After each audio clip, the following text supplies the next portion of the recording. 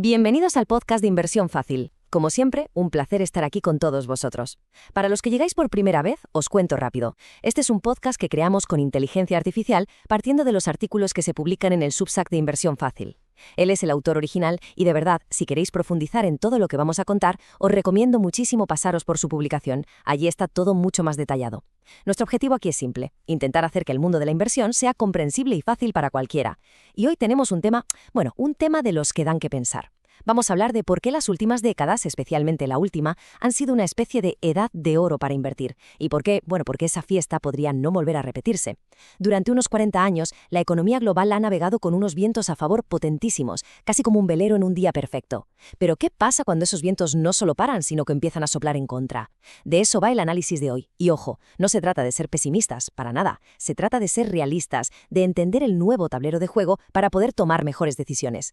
El final de los tiempos fáciles. La frase es contundente, ¿verdad? Pero resume a la perfección la idea central. Imaginad eso, un velero que durante 40 años ha tenido el viento siempre empujando por detrás, a favor. Todo era avanzar sin demasiado esfuerzo. Pues bien, esos vientos de cola, como se les llama en economía, están desapareciendo. Es más, se están convirtiendo en vientos de cara, de esos que te pegan en la frente, te frenan y te obligan a esforzarte el doble para avanzar la mitad. Entender este cambio es absolutamente crucial, porque significa que el manual, las reglas no escritas que han funcionado para los inversores durante décadas, a lo mejor ahora mismo está quedando obsoleto. Así que vamos a hacer eso precisamente. Vamos a desglosar cuáles eran esos vientos tan favorables, por qué eran tan potentes y, lo más importante, por qué están desapareciendo. Venga, pues vamos al lío. Para entender bien lo que está pasando ahora y lo que puede pasar mañana, tenemos que mirar un poquito por el retrovisor. Hubo 3 fuerzas macroeconómicas gigantescas, 3 vientos favorables, que al soplar a la vez crearon un entorno casi perfecto, una auténtica edad de oro para la economía y la inversión que duró, ojo, 40 años. Vamos a analizar cada uno de ellos con calma, porque solo así entenderemos por qué el futuro se presenta tan diferente. El primer viento, y para muchos el más importante de todos, fue la caída constante de los tipos de interés. A ver, para que nos entendamos todos, los tipos de interés son, básicamente, el precio del dinero. Si pides un préstamo, es lo que te cuesta. Pues bien, imaginad que durante 40 años el precio de ese producto, el dinero, no hizo más que bajar y bajar. Para una familia esto era una maravilla. Significaba que la hipoteca para comprar una casa era cada vez más barata, más asequible. Para una empresa era el paraíso. Podía pedir dinero para financiar su expansión, para construir una nueva fábrica, para investigar, y el coste de ese dinero era ridículamente bajo. Este acceso al crédito tan fácil y tan barato funcionó como un combustible de alto octanaje para la economía mundial. Fue un estímulo constante que animaba a la gente a consumir y a las empresas a invertir. Una auténtica maravilla. Y es que esto no fue algo de un par de años, no fue una moda pasajera. Fue una tendencia estructural, un viaje de ida que duró 4 décadas enteras. Todo empezó por allá por los años 80. Veníamos de una época de inflación altísima y para combatirla los bancos centrales habían puesto los tipos de interés por las nubes. Pero a partir de ahí empezó un descenso que fue, casi ininterrumpido. Daba igual lo que pasara. Que había una crisis como la de las .com en el 2000, bajamos los tipos. Que llega la crisis financiera de 2008, pues los bajamos todavía más.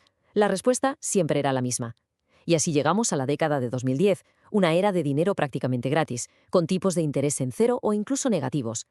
Pero claro, toda fiesta tiene su fin, y el final abrupto llegó en 2022.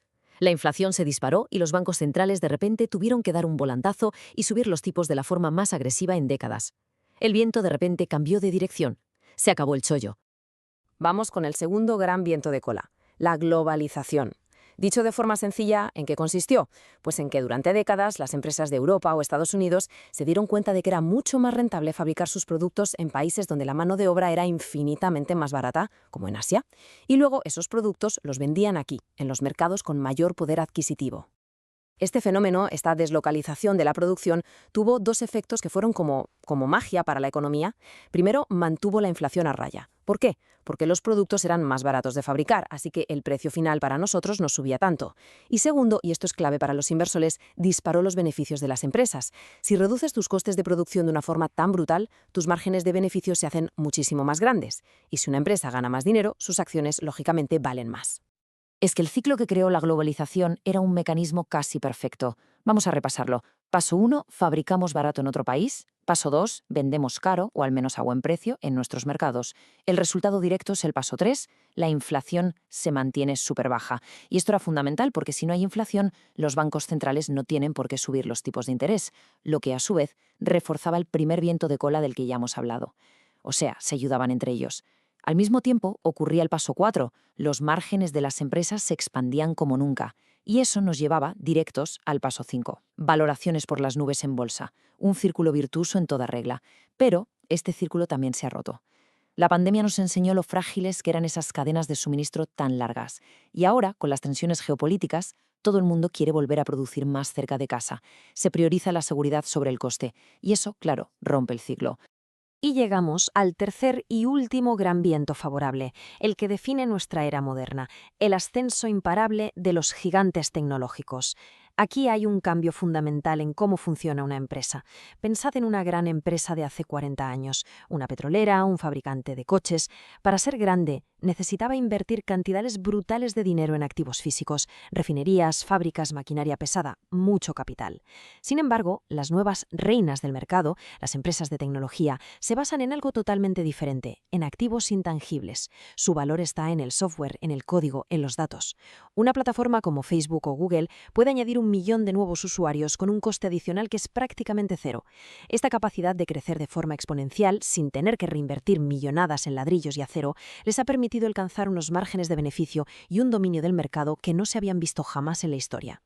Es que si miramos una foto de cómo era el mercado antes y cómo es ahora, el cambio es radical.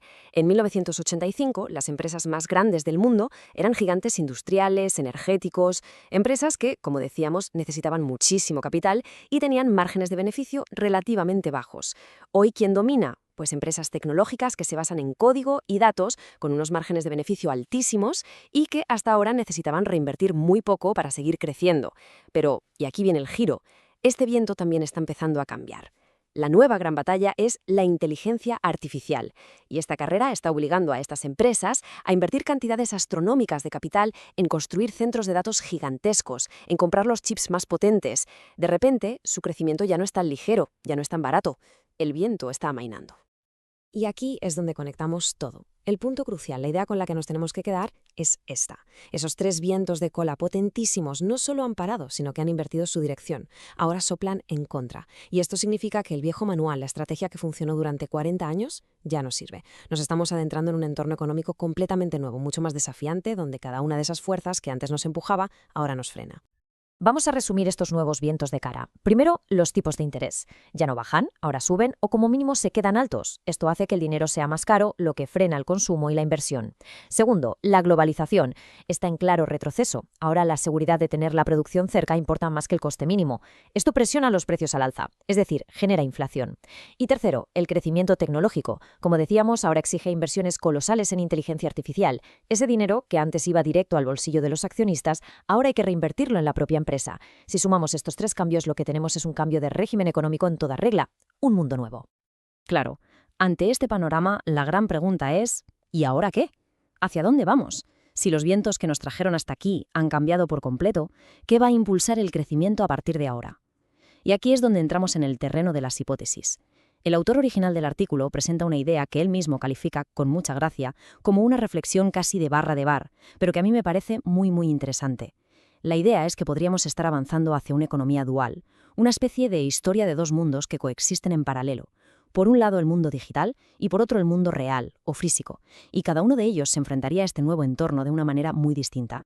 Vamos a ver esta hipótesis de los 2 mundos paralelos. Por un lado tendríamos el mundo digital, el software, los datos, los activos intangibles. El potencial de crecimiento de este mundo sigue siendo enorme. ¿Por qué? Porque todavía tiene muchísimos sectores del mundo real que optimizar.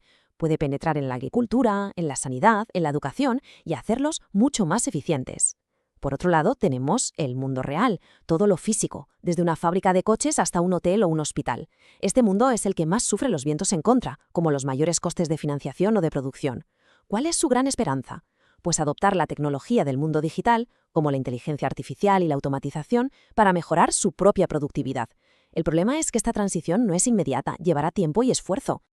Y esto nos lleva directamente al horizonte, a la que podría ser la fuerza transformadora más grande no ya de la década, sino de nuestra generación. A pesar de todos estos vientos en contra que hemos descrito, está emergiendo un nuevo factor que puede literalmente redefinir las reglas del juego, y no es otra cosa que la inteligencia artificial y la automatización. Si el gran problema del nuevo entorno es que vamos a crecer menos, la solución histórica a ese problema siempre ha sido la misma, un salto brutal en la productividad. Pues bien, la IA promete ser el mayor salto de productividad que hemos visto en muchísimo, muchísimo tiempo. Podría ser perfectamente el nuevo y potentísimo viento de cola que la economía necesita para volver a coger impulso.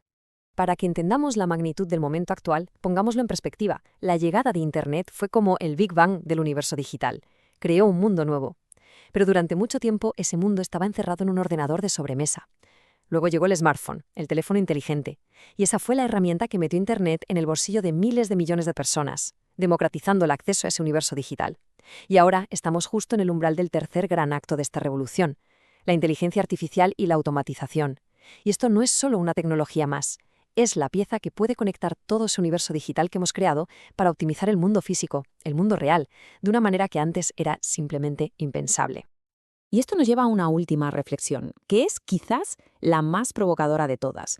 Más allá de la economía y la productividad, ¿qué otras implicaciones podría tener la IA? El autor original lanza una pregunta al aire. ¿Podría la inteligencia artificial ayudarnos a superar uno de nuestros mayores defectos como especie, que es nuestra toma de decisiones a menudo imperfecta? Vivimos en un mundo lleno de decisiones que, como dice él, son a menudo idiotas, polarizadas e ideológicas, basadas en sesgos, en emociones, en información incompleta. ¿Os imagináis que una IA, entrenada con datos objetivos y sin sesgos emocionales, pudiera ayudarnos a tomar mejores decisiones en campos como la medicina, la gestión de una ciudad o incluso en la política? Es una pregunta fascinante, llena de debates y de matices, por supuesto, pero nos deja con una idea potentísima. Quizá el cambio más profundo que traiga la IA no sea económico, sino un cambio en la propia forma en que pensamos y decidimos. Y bueno, con esta idea tan potente lo dejamos por hoy. Esperamos que este análisis os haya parecido interesante y sobre todo útil.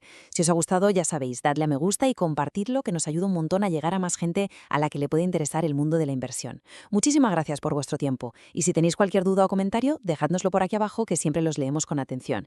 Y como siempre decimos para despedirnos, mucha suerte con tus inversiones.